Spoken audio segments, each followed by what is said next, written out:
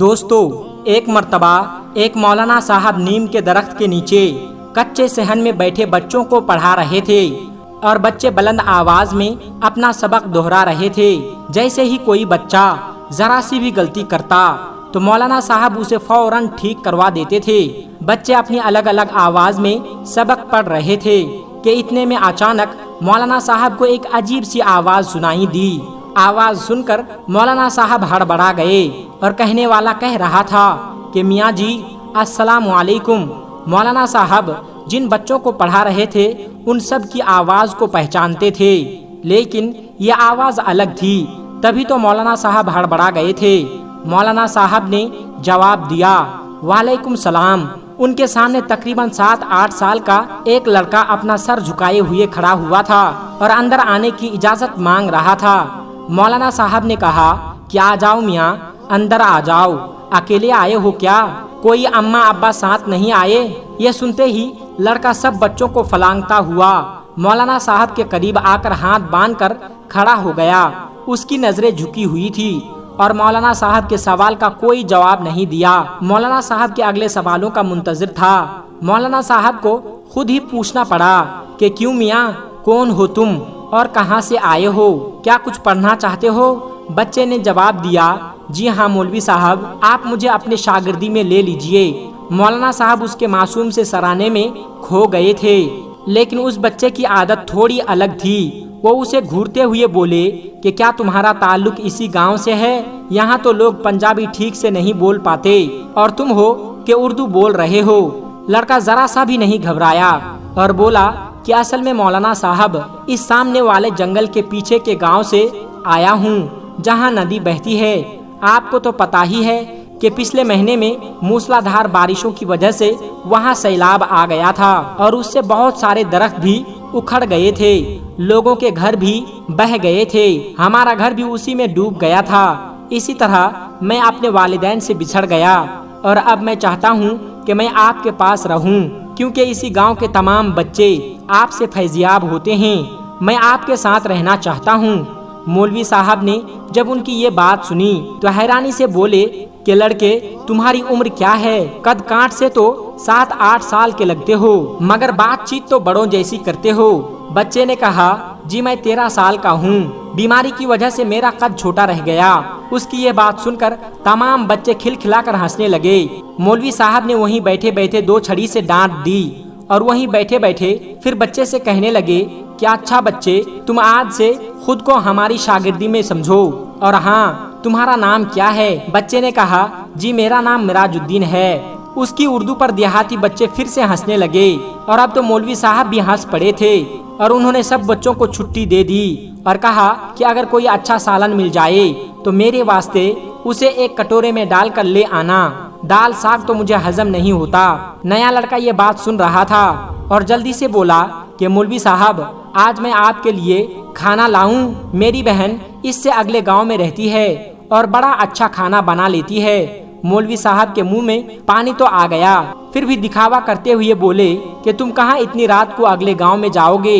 آج ویسے بھی چودھری صاحب کے یہاں سے میٹھا کھانا آ ہی جائے گا، جمعرات ہے نا، اس لیے۔ اس کے بعد اس لڑکے کو ایک بڑے سے حجرے میں جہاں باقی سارے طلبہ رہتے تھے وہاں پہنچا دیا اور وہ بچہ سب کے ساتھ کھجور کی چٹائی پر سو بھی گیا۔ تو دوستو، اس طرح سے وہ لڑکا جس کا نام مراج الدین تھا وہ مولوی صاحب کا باقاعدہ شاگرد بن گیا۔ اس کا حافظہ بڑا ہی اچھا تھا، اس نے قاعدہ 1 ہفتے میں ہی پورا کر لیا اور صرف 3 مہینے میں قرآن پاک پورا کر لیا اور اس کے بعد قرآن پاک کو حفظ بھی کرنے لگا تھا۔ مولوی صاحب تو بہت حیران تھے کہ آج تک ہزاروں شاگردوں کو پڑھا چکے ہیں، مگر ایسا حافظہ، ایسی روانی کبھی دیکھنے اور سننے میں بھی نہیں آئی۔ جب بھی اس کا سبق سنتے تو ہڑبڑا جاتے کہ یہ لڑکا انسان بھی ہے یا اور کوئی مخلوق۔ مولوی صاحب ایسا سوچتے ضرور تھے، مگر اپنا یہ خیال بھی ظاہر نہ ہونے دیا۔ وہ سوچتے تھے کہ وہ اتنا اچھا بچہ ہے، کہیں بددل ہو کر بھاگ نہ جائے۔ وہ بچہ اب تو حافظ قرآن بھی بن چکا تھا، مگر مولوی صاحب کو اب اس سے پیار ہو گیا تھا، اس لیے اسے اپنا بیٹا بنا لیا۔ مولوی صاحب نے عمر بھر شادی نہیں کی تھی۔ ایک رات मौलवी साहब किसी का निकाह पढ़वा कर ज्यादा मुर्गन खाने की वजह से पेट में तकलीफ महसूस होने लगी। मौलवी साहब को जब भी बदहजमी होती तो वो हीम का इस्तेमाल करते और ठीक हो जाते, लेकिन हीम भी खत्म हो चुका था और दोबारा मंगवाने का मौका ना मिला था। सारे लड़के सो चुके थे मगर मिराजुद्दीन जाग रहा था और इबादत इलाही में मशगूल था। मौलवी साहब दर्द से कराह रहे थे और कह रहे थे कि अरे कोई है जो मुझे जरा सी हीम लाके दे। मिराजुद्दीन ने सोचा कि उस्ताद तो तकलीफ में है, अगर उनकी बर वक्त मदद ना की गई तो शायद अल्लाह तबारक व ताला मेरी इबादत को कबूल ना फरमाएं। सारे शागिर्द सो रहे थे, इतनी रात कौन अपनी नींद खराब करे, मगर मिराजुद्दीन हमेशा की तरह खिदमत के लिए तैयार था। जाए नमाज लपेट कर ताक में रखी और मौलवी साहब के पास जाकर खड़ा हो गया और कहा कि मौलवी साहब आपको हीम चाहिए, मैं ला दूंगा, मुझे पता है हीम कहाँ मिलती है।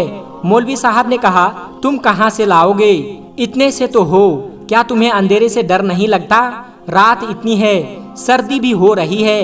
मिराजुद्दीन ने कहा कि नहीं, मैं तो अपने काम जब चाहूँ कर लेता हूँ और मुझे अंधेरे से डर भी नहीं लगता। मौलवी साहब पर तो हैरत के पहाड़ टूट पड़े, क्योंकि रात का दूसरा पहर था और नन्हा लड़का बाहर जाने को तैयार भी था। मौलवी साहब ने कहा अच्छा तुम जिद पकड़ के बैठे हो तो ठीक है, लेकिन बाहर ज्यादा मत जाना, ये नुक्कड़ वाले बनिए से जरा सी हींग मांग लेना, कह देना कि मौलाना साहब मंगवा रहे हैं। लड़का तो जैसे कि इजाजत मिलने का इंतजार कर रहा था, वो तेजी से बाहर चला गया। उसके बाहर निकलते ही ऐसा लगने लगा जैसे अचानक तेज हवा चलने लगी और बारिश हो रही हो। मौलवी साहब का तो दिल दहल गया, क्योंकि कमरे में रोशन मिट्टी का दिया भी हवा के झोंके से बुझ गया था। मौलवी साहब दिल ही दिल में पशेमान हुए कि बिना माँ बाप के बच्चे को रात के वक्त बाहर क्यों भेज दिया। अगर उसे कुछ हो गया तो मौलाना साहब उसे आगे क्या सोचते। इतने में अचानक से दरवाजा खुला और मिराजुद्दीन वापस आ गया और हैरत की बात तो ये थी कि बाहर कोई तेज हवा और बारिश का नामो निशान तक ना रहा, हर चीज अपनी जगह पर थी।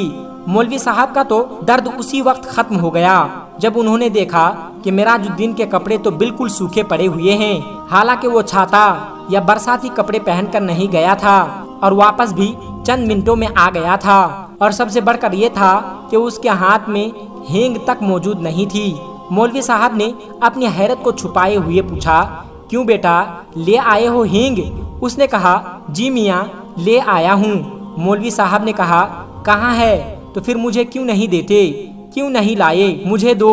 मिराजुद्दीन ने कहा कि मैंने बाहर सेहन में रख दी है, आप मेरे साथ चलकर देख लो और जितना चाहे ले लो।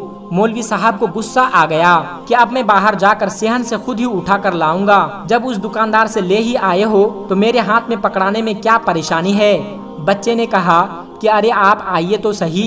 मौलवी साहब को वो उन्हें बाजू से पकड़कर सेहन में ले गया और मौलवी साहब की तो आंखें फटी की फटी रह गई। सेहन हींग से भरा पड़ा हुआ था, यानी सेहन में हींग की बोरियां ही बोरियां थी। शायद मनों के हिसाब से लेकर उस्ताद की खिदमत में हाजिर कर दी थी।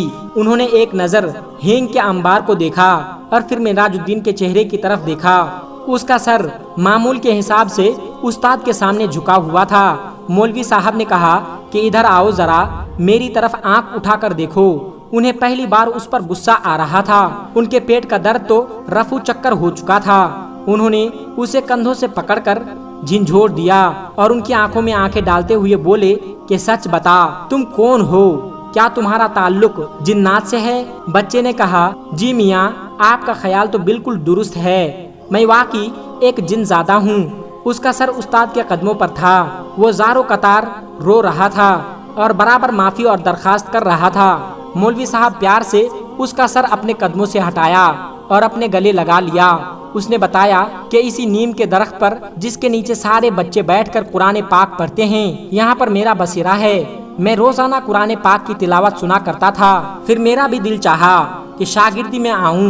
मौलवी साहब जो बगौर उसकी बात सुन रहे थे, अचानक जैसे होश में आ गए और कहा क्या अच्छा, अब तो तुम्हारा मकसद पूरा हो चुका है, अब तो तुम कुरान पाक के हाफिज भी बन चुके हो। बेशक तुमने आज तक शिकायत का कोई मौका नहीं दिया, लेकिन मुझे खदशा है کہ اگر کسی دن کسی بات پر غصہ آ گیا اور جانے انجانے میں تم نے اپنی طاقت کا مظاہرہ کر دیا تو تب کیا ہوگا؟ اس لیے بہتر ہے کہ اب تم چھٹی لے کر اپنی دنیا میں واپس لوٹ جاؤ۔ اگر تم میری بات نہیں مانو گے تو تمہیں بوتل میں بند کر کے زمین میں دبا دوں گا۔ مولوی صاحب کی ڈانٹ سن کر وہ باقاعدہ ہچکیاں لے کر رونے لگا۔ جن استاد نے اسے علم سکھایا ان کی جی بھر کر خدمت میں نہیں کر سکے گا، اس بات کے لیے زندگی بھر شرمسار رہے گا۔ مولوی صاحب نے اسے تسلی دی اور کہا کہ انہوں نے اپنا حق اس پر معاف کر دیا، اس لیے وہ سیدھا اپنی دنیا میں لوٹ کر جائے، یعنی جناتوں کے پاس لوٹ جائے۔ معراج الدین مولوی صاحب کو اللہ حافظ کہہ کر کسی ننھے سے بچے کی طرح دروازہ کھول کر کوٹری سے باہر چلا گیا۔ مولوی صاحب کو اس کی آنسو بھری آنکھیں پوری رات رلاتی رہی۔ مولوی صاحب کی ہدایت پر ہمیشہ کے لیے لوٹ جانے سے پہلے اس نے ہینگ بھی واپس گودام میں پہنچا دیا تھا۔ اس بات کو کافی سال بیت گئے اور مولوی صاحب سمیت سب لوگ اسے بھول گئے، کیونکہ وہ جن دوبارہ لوٹ کر نہیں آیا تھا۔ مولوی صاحب تعبیذ گڑھنے میں بھی بہت زیادہ ماہر تھے۔ اکثر گاؤں کے لوگ جن پر جادو ٹونا ہو جاتا تھا اور ماں باپ جب اسے جن بھوت وغیرہ کے داستانے سمجھتے تو وہ مولانا صاحب کے پاس آتے اور لڑکے پھر سے ٹھیک ہو جایا کرتے تھے۔ ایک مرتبہ ایک لڑکی کو مولوی صاحب کے پاس لایا گیا اور وہ لڑکی بنا پانی کے مچھلی کی طرح تڑپ رہی تھی اور لڑکی بار بار سر پٹک رہی تھی۔ اس کی آنکھیں انگاروں کی طرح لال ہو رہی تھی، بال بکھرے ہوئے تھے۔ مولوی صاحب کو وہ لڑکی باقی لڑکیوں سے الگ نظر آ رہی تھی۔ انہوں نے اس پر کچھ پڑھ کر پھونکا اور اپنا عمل جاری رکھا۔ مولوی صاحب کچھ دیر پڑھتے رہے اور پھر وہ اچانک سے چیخ پڑے کہ معراج الدین، تو تم اپنی دنیا میں واپس نہیں گئے؟ تم نے اپنا وعدہ بھلا دیا؟ یہ بھول گئے کہ استاد کی نافرمانی کتنا بڑا گناہ ہے؟ تم مسلمان جن ہو، عبادت گزار ہو، پھر تم اس لڑکی کو کیوں پریشان کر رہے ہو؟ اب تو یقیناً اس کی سزا دوں گا، تم اس لڑکی کو فوراً چھوڑ دو اور ابھی میں تمہارا علاج کرتا ہوں۔ میرا خیال ہے کہ تمہیں بوتل میں بند کرنا ہی پڑے گا۔ معراج الدین چونکہ ایک جن زادہ تھا، اس نے کہا کہ میاں جی ایسا نہ کرنا، آپ کو اللہ کا واسطہ میں وعدہ کرتا ہوں کہ اب میں آپ کی طرف لوٹ کر نہیں آؤں گا، مگر صرف ایک بار، آخری بار اپنی دنیا سے لوٹ جانے سے پہلے آپ کی قدم بوسی کرنا چاہتا ہوں، آپ کا آخری دیدار کرنا چاہتا تھا۔ ایسی حرکت نہ کرتا اگر میں اس سے پہلے ہونے والے کوششوں میں کامیاب ہو جاتا۔ شاید آپ کو معلوم ہوگا کہ گاؤں کے زمیندار کی ٹھیک اسی رات چارپائی الٹ گئی تھی جب میں آپ کو اللہ حافظ کہا تھا۔ میرا مقصد یہ تھا کہ یوں اس بندے کو علاج کے لیے آپ کو بلایا جائے گا اور میں اپنے محترم استاد کا دیدار ایک بار پھر سے کر سکوں گا، مگر مجھے ناکامی کا منہ دیکھنا پڑا، کیونکہ مجھے بھگانے کے لیے انہوں نے کسی اور کو بلایا تھا۔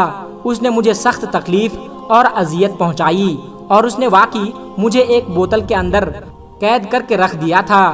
وہ تو میری لگن سچی تھی کہ زمین پر ٹریکٹر چلا اور آج پورے 10 سال بعد مجھے آزادی ملی تو میں نے سوچا کہ استاد کے دیدار کے شوق میں نے اتنی بڑی سزا پائی ہے تو میں آپ کی ضرور زیارت کروں گا، چاہے مجھے ایک بار پھر سے اس بوتل کے اندر جانا پڑے۔ مجھے بے حد افسوس ہے کہ مجھے یہ طریقہ اختیار کرنا پڑا، مگر میری آج خواہش تو پوری ہو گئی ہے۔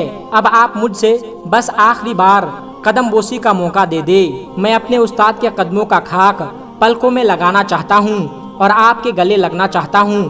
مولوی صاحب نے لڑکی کو چھوڑ دینے کا حکم دیا اور اسے گلے سے لگا کر پیار کیا اور وہ دروازہ کھول دیا۔ لڑکی ایک دم ہوش میں آ گئی اور مولوی صاحب کی آنکھیں نم ہو گئی۔ تو دوستو یہ قصہ تھا ایک مولوی صاحب اور ایک جن کے بچے کا۔